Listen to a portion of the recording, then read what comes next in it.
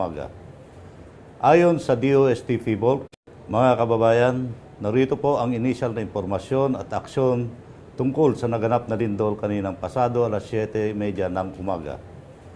Ayon sa DOST PHIVOLCS, 7.8 magnitude ang nangyari at ang epicenter ay sa Maasin, Sarangani. Ang mga naapektuhan na region ay ang Region 9, 11, 12 at BAR. Pero naramdaman din po sa iba pang mga regions ng Mindanao at dito rin sa Visaya. Ayon sa mga initial na report na pinsala sa Region 9, 11, 12 BAR, merong mga nag-collapse na mga buildings at saka mga tulay.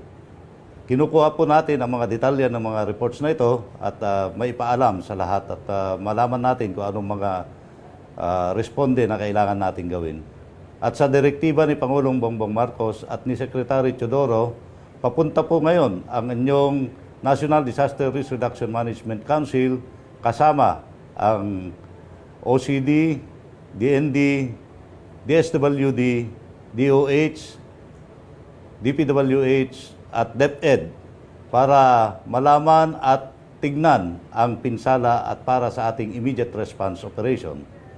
Sa ngayon po, naka-full red alert po ang buong National Disaster Risk Reduction and Management Council kasama ang mga regional offices at ganoon din po ang mga operations center ng ating mga local DRRM offices.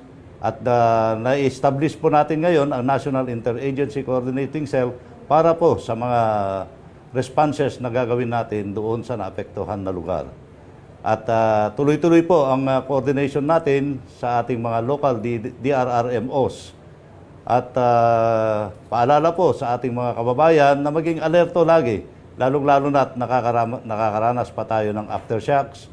At umiwas din po sa mga high-rise buildings at pakinggan ang mga abiso, warning ng ating mga agencies, lalong-lalo na po tungkol sa tsunami maaring maranasan ng ating mga kababayan. Sa ngayon, ang epekto ng lindol, asahan nyo po, ang ating mga ahensya ng pamahalaan ay re-responde at magbibigay ng tulong at mula sa national hanggang sa local. Kaya po, antabayanan nyo po ang aming mga progress reports at stay safe at mag-ingat.